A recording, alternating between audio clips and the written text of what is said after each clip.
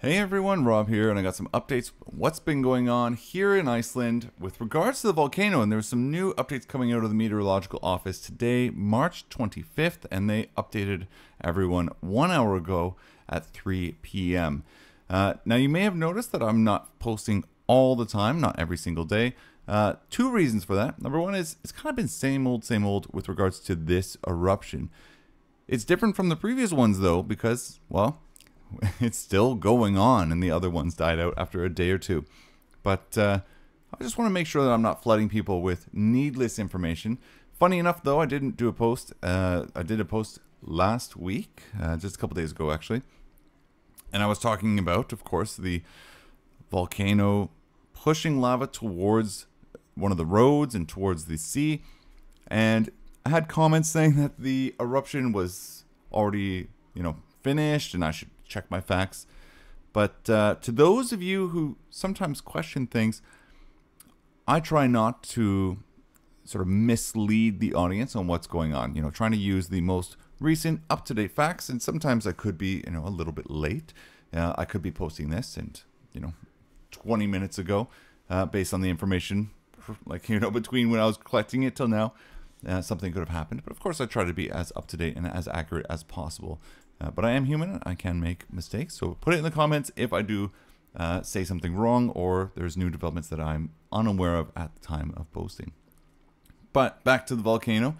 It's important that the meteorological issued information saying high levels of sulfur dioxide were measured over the weekend, and they are now having a gas distribution forecast available on their website. The concentration that they're seeing going over towns and areas is considered very unhealthy, and it's important to pay close attention to the development of the air quality. So that's an important statement that they're making out. The risk assessment that they have now released today, let me just show you that whole thing.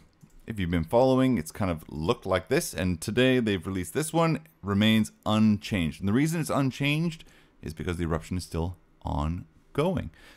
Now, it seems the eruption in Sundhnúksgígja has subsided over the last 24 hours. I was flying into Iceland last night from the Netherlands, and I can tell you 100% I saw the volcano and lava shooting into the air last night around 11:30. So, not sure how much it's subsided since last night 11:30 till 4 p.m. now, but saw it with my own eyes.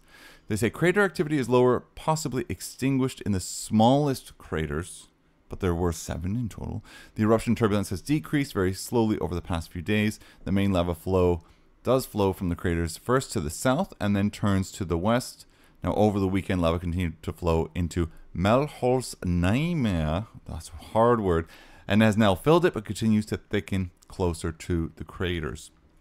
If we take a look at the lava flow, we can see here there's the thickness in meters, which is this legend here on the left hand side, and you can see basically the non-purple and non-gray is the most active. You can see how far it's coming down, and you can see the barriers actually as well. So this has not hit some of the infrastructure that we thought. If we're looking at the Blue Lagoon, it hasn't gone over the water pipes as of yet. Of course, it did destroy the road, and if we're looking in the south, it hasn't quite hit the road down in the south beside Grindavik or the ocean/sea, and it's apparently slowing down in that area, but we can see that it's building up sort of a little bit north to that. So yeah, very important to state that number one, this is from a few days ago. This is from the 20th of March, so there have been some developments since then, but nothing crazy. I mean, it's pretty much same old since then. The interesting thing though is, and I don't have quite the thing, on the pollution and everything like that, but the Blue Lagoon, of course, we know it is closed. They say that maybe they're going to open this week. They say March 27th they're going to reevaluate what's going on. I'm going to guess that they're not going to open then. If we really take a look at what's going on, where is that? There. The road to the Blue Lagoon is destroyed, so they need to redo that before the Blue Lagoon can open. But of course, I do want to make note that we are getting warnings on the gas pollution. And if we look at some of the, news agencies, we can see here, this is from today at 3:30. So 30 minutes ago, pollution could move over Grindavik, Keflavik, and Sandgerði. And again, high levels of sulfur dioxide have been measured in certain areas, even to the point where an employee of the Blue Lagoon was hospitalized because he was there working for whatever reason that they were allowed to be there. Could have been maintenance, but they were sent to the hospital because of issues with the eruption gases in the area. So I think it's a little bit premature for the Blue Lagoon to be opening with this level of danger and this level of gas pollution.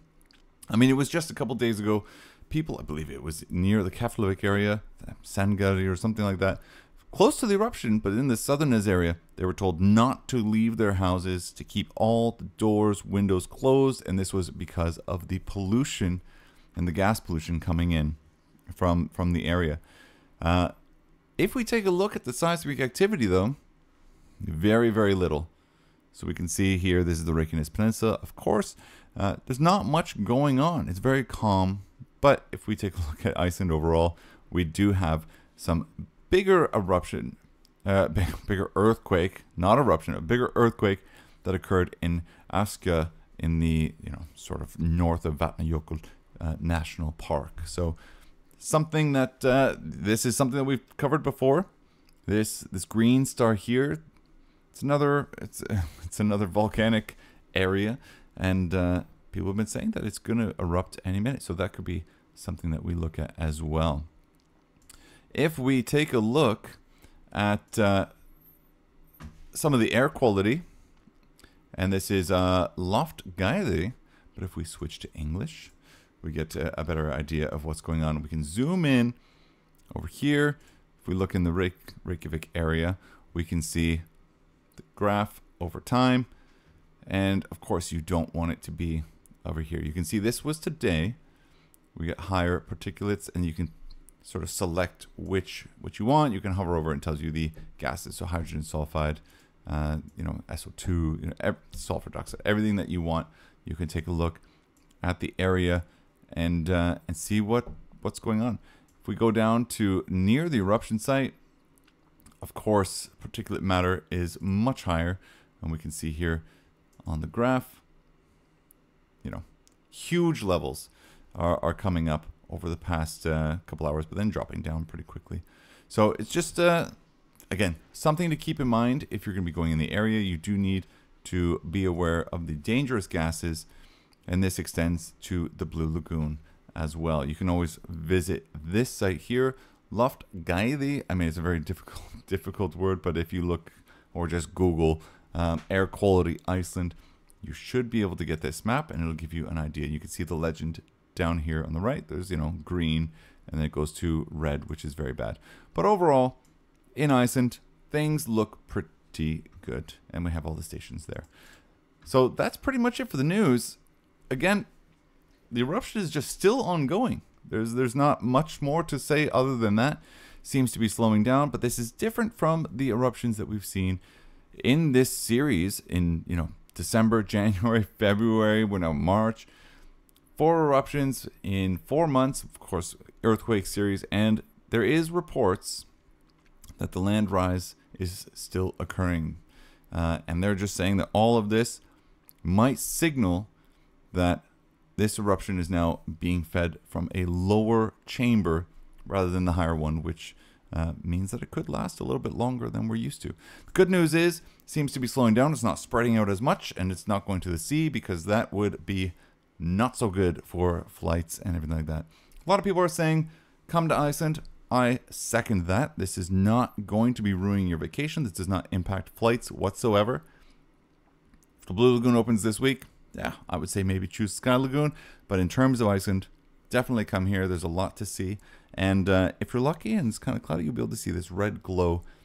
Or even if you're flying in from Europe, you can see the volcano, I think.